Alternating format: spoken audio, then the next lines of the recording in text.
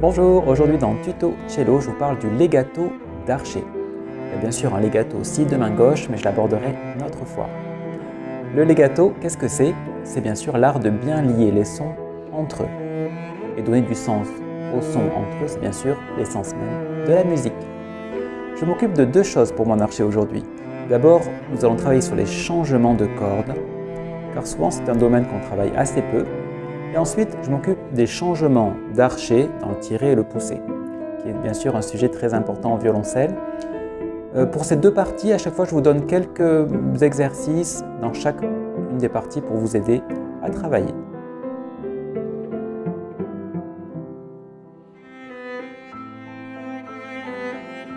Parlons maintenant donc des changements de cordes. Nous allons travailler d'abord dans une liaison et ensuite sans liaison, parce que le geste n'est pas tout à fait le même. Quand nous parlons de legato, nous parlons donc d'enchaîner bien les notes, donc il faut beaucoup anticiper et beaucoup de douceur dans le geste. Donc nous allons éviter tout le temps les changements de cordes brusques qui créent des cassures. Si vous observez votre pointe, vous saurez vite si le changement est brusque ou si au contraire il a été anticipé.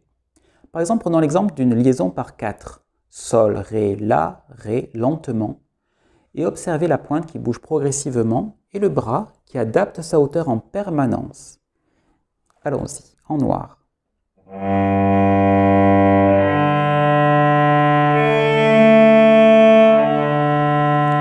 Maintenant, j'observe la pointe.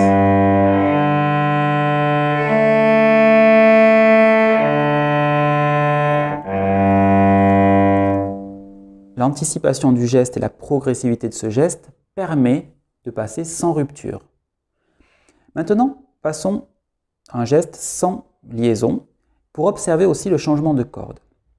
Ici, il va falloir anticiper toujours à la fin du coup d'archer le changement de corde à venir. Observons donc en blanche le passage de Sol à un Ré par exemple. Ma blanche. Ici, je commence à préparer le changement de corde à la fin. Je commence à changer de corde pour être prêt au moment du poussé. Bien sûr, c'est la même chose. À la fin de mon poussé, si je reviens sur Sol, je commence à changer de corde et je prépare. Je commence à changer de corde, je me prépare. Et bien sûr, ce changement de corde se fait toujours par une adaptation de la hauteur du bras à la bonne corde. Ce qu'il faut absolument éviter, c'est le changement ici par un poignet qui va forcément créer une rupture dans la possibilité de conduire le son. Donc toujours le bras s'adapte et toujours la pointe s'adapte progressivement. Passons maintenant au changement de sens.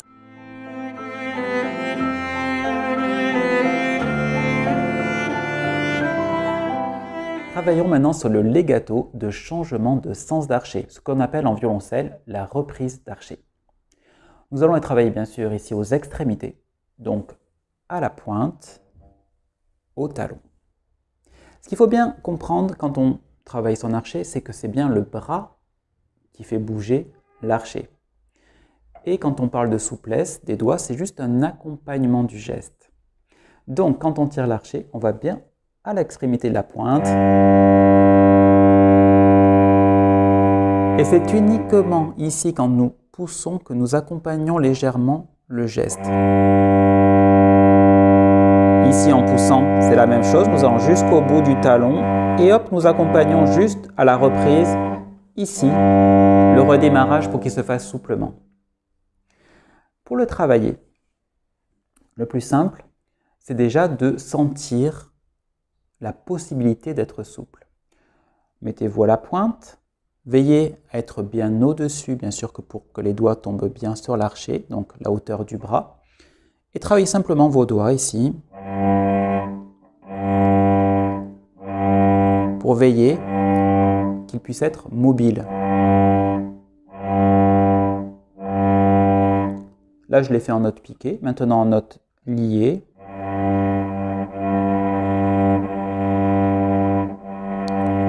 La même chose au talon. D'abord en note piquée, vous pouvez travailler vos doigts seuls, vous bloquez bien votre bras, vous veillez à ce qu'elle tombe bien votre main au-dessus des cordes. Vous avez vu la hauteur de mon poignet. Et vous travaillez juste vos doigts en note piquée si vous voulez d'abord. Et ensuite en note le plus lié possible.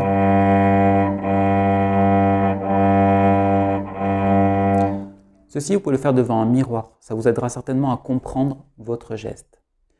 Ensuite, une fois que vous recommencez, ici, vous veillez bien à ce que cette souplesse ne devienne pas excessive.